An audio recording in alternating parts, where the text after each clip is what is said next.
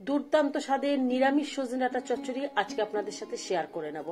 একেবারে ঘরোয়া উপকরণে খুব কম সময়ের মধ্যে তৈরি করা যায়। সজনে ডাঁটার প্রায় শেষের দিকে যখন সজনে ডাঁটার দানাগুলো একটু শক্ত হয়ে যায় আর সজনে ডাঁটাগুলো বেশ মোটা হয়ে যায়, তখন এইভাবে এই রেসিপিটা তৈরি করলে খেতে কিন্তু দারুণ লাগে।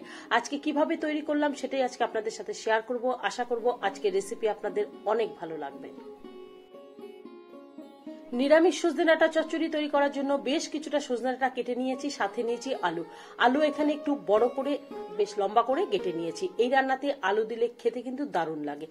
আর এই রান্নার মধ্যে আমি মশলা হিসাবে ব্যবহার করব সর্ষে আর পোস্ত, তবে সর্ষের পরিমাণটা কম নিয়েছি, পোস্তের পরিমাণটা একটু বেশি নিয়েছি। সর্ষে পোস্ত আর কাঁচা লঙ্কা নিয়ে একটা দারুণ পেস্ট তৈরি করে নেব। আমি এই রান্নাটা সর্ষের তেলে রান্না করছি। কড়াই বসিয়ে তার মধ্যে পরিমাণ মতন সর্ষের তেল দিয়ে কেটে নেওয়া আলু দিয়ে দিলাম, তার মধ্যে অল্প একটু হলুদ আর একটু নুন দিয়ে গ্যাস কমিয়ে দিয়ে খুব ভালোভাবে নাড়াচাড়া করে আলুগুলোকে ভেজে তুলব।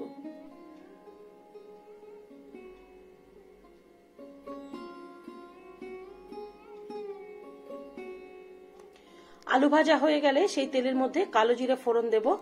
এবার এর মধ্যে দিয়ে দেব একটা বড় সাইজের টমেটো নিয়েছি, সেই টমেটো গ্রেট করে নিয়েছি। সেই গ্রেট করা টমেটো তেলের মধ্যে দিয়ে দেবো, আর টমেটোর মধ্যে দিয়ে দেবো অল্প একটু হলুদ, অল্প একটু নুন আর একটু মিষ্টি।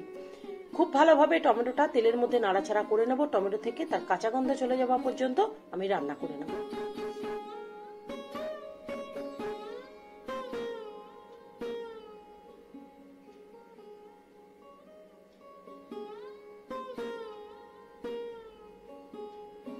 এই ধরনের রান্নাগুলোতে চচ্চড়িতে একটু ঝালঝাল হলে কিন্তু খেতে ভালো লাগে, সেই জন্য এই রান্নাতে আমি একটু ঝালের পরিমাণটা একটু বেশি দিয়েছি। এখানে আমি সর্ষে, পোস্ত আর কাঁচা লঙ্কা বেটে নিয়েছি। খুব ভালোভাবে মশলাটা শিলনোড়াতে বেটে নিয়েছি। সেই মশলা দিয়ে দিলাম তেলের মধ্যে। সেই টমেটোর সাথে একসাথে মশলাটাকে একটু সময় কষিয়ে নেব। তবে সর্ষের পরিমাণ আমি এখানে কম দিয়েছি, পোস্তের পরিমাণটা কিন্তু বেশি দিয়েছি। এবার আমি দিয়ে দেবো কেটে নেওয়া সজনে ডাঁটাগুলো। আপনাদের যদি মনে হয় যে তেলের মধ্যে সজনে ডাঁটাগুলোকে আপনারা আগে একটু নাড়াচাড়া করে নেবেন, আমি কিন্তু এই মশলার সাথেই কিন্তু সজনে ডাঁটাগুলোকে সুন্দরভাবে কষাবো, তাতে সজনে ডাঁটা কিন্তু খেতে ভালো লাগবে। খুব ভালোভাবে মশলার সাথে মিশিয়ে নিয়ে আমি একটু সময় ঢাকা দিয়ে রেখেছিলাম, আর মাঝে মধ্যে কিন্তু একটু নাড়াচাড়া করে নিয়েছি, না হলে কিন্তু কড়াইতে নিচে লেগে যাবে। সেজন্য অল্প অল্প করে ঢাকা তুলে আমি ভালোভাবে নাড়াচাড়া করে মশলার সাথে সজনে ডাঁটাগুলোকে খুব ভালোভাবে কিন্তু কষিয়ে নিয়েছি, যাতে সজনে ডাঁটার কাঁচা গন্ধটাও চলে যায়। এইভাবে মশলার সাথে সজনে ডাঁটা খুব ভালোভাবে কষিয়ে নিয়ে মিক্সি বাটি ধোয়া সেই জল অল্প পরিমাণে দিয়ে দিলাম। আবারও কিন্তু ঢাকা দিয়ে রেখেছি। এইভাবে ঢাকা দিয়ে দিয়ে রান্না করে নেব, আর মাঝে মধ্যে ঢাকা তুলে একটু নাড়াচাড়া করে নেব, যাতে সজনে ডাঁটাগুলো প্রায় সেদ্ধ হয়ে আসে আর সজনে ডাঁটা থেকে কাঁচা গন্ধ চলে যায়। এইভাবে খুব সুন্দরভাবে রান্না করে নেওয়ার পরে সজনে ডাঁটা, আলু আর সজনে ডাঁটা মশলার সাথে খুব ভালোভাবে মিশিয়ে দেব। গ্যাসটা কমিয়ে দিয়ে ভালোভাবে কিন্তু মশলার সাথে মিশিয়ে দেবো। আর এই রান্নাতে এখানে নুন ঝালের পরিমাণটা দেখে নিয়ে আমি এখানে আরেকটু পরিমাণে নুন আর একটু মিষ্টি দিয়ে দিলাম।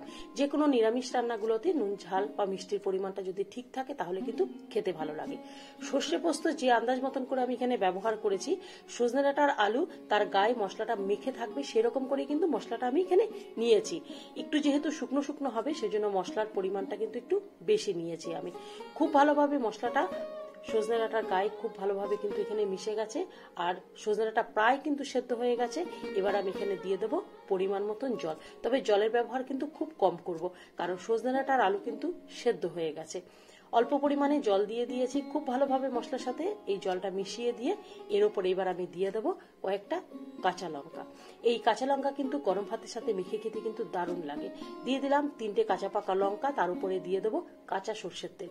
এই কাঁচা সর্ষের তেলটা কিন্তু অবশ্যই দেবেন, তাতে খেতে কিন্তু দুর্দান্ত হয়েছিল। কাঁচা সর্ষের তেল দিয়ে একটু সময় আমি নাড়াচাড়া করে গ্যাস কমিয়ে ঢাকা দিয়ে রেখে দেবো।